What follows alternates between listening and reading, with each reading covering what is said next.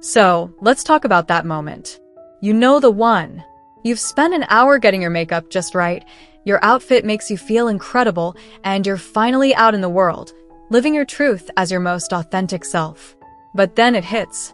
That familiar, nagging sensation in your bladder. Suddenly, the confidence flickers, and your heart starts to race just a little bit faster. You scan the area, and there it is, the dreaded sign on the door. For many in our community, especially if you're navigating the world as an MTF crossdresser or someone early in their transition, the public restroom isn't just a convenience, it's a gauntlet. It's a place where privacy, identity, and safety all collide in a small, tiled room. If you've ever sat in your car for 20 minutes debating if you can just hold it until you get home, or if you felt that surge of adrenaline when the door creaks open while you're in a stall, I want you to take a deep breath. You are not alone, and your presence in that space is valid. Today, we're going to walk through how to navigate public restrooms with your head held high, because you deserve to move through the world with ease, dignity, and total confidence. The first thing we have to address is the mental game, because honestly, 90% of the battle happens in our own heads before we even touch the door handle.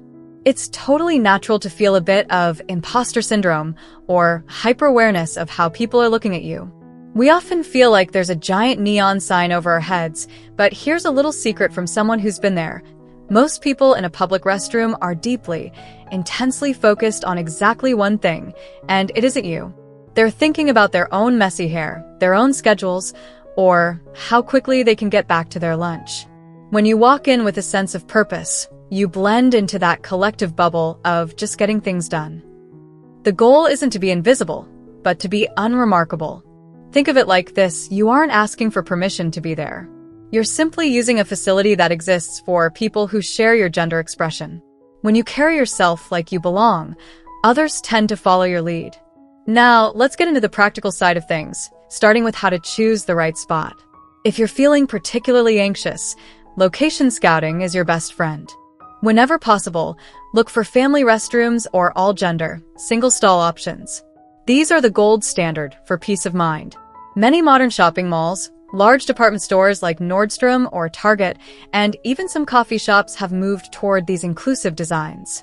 If you're planning a day out, maybe do a quick mental map of where these safe havens are. It takes the pressure off. But let's be real, those aren't always available. When you're faced with a multi-stall women's room, try to aim for high-traffic, well-lit areas. It sounds counterintuitive, but places like busy theaters or large department stores are often better than a secluded, empty gas station bathroom.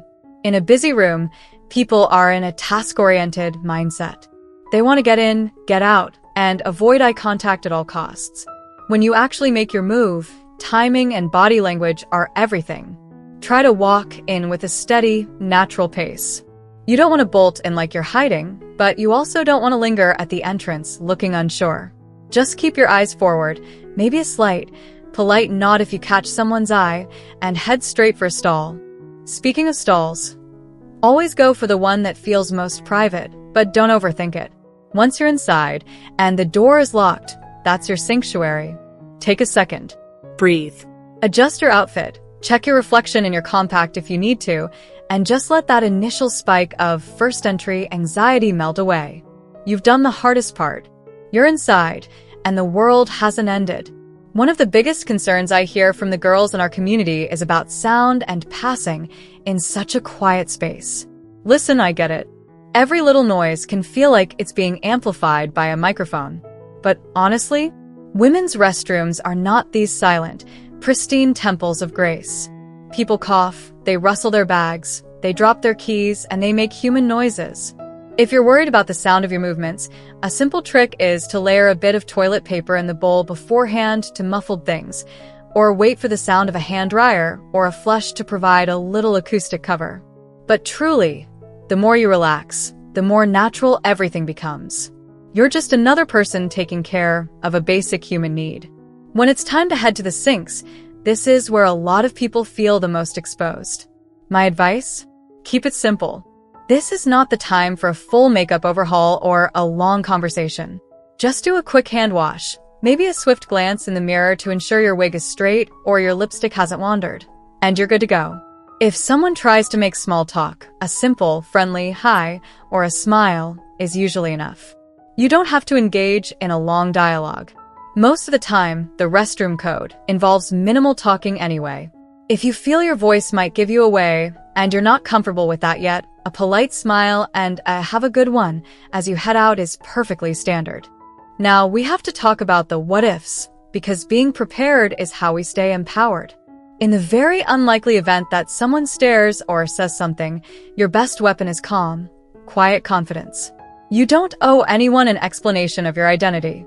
If someone is being rude, the best move is usually to just finish what you're doing and leave the space. Don't escalate, don't apologize for existing, just remove yourself from the situation. Your safety is always the priority. If you're in a business, you can always report harassment to management later, but in the moment, your goal is just to stay centered.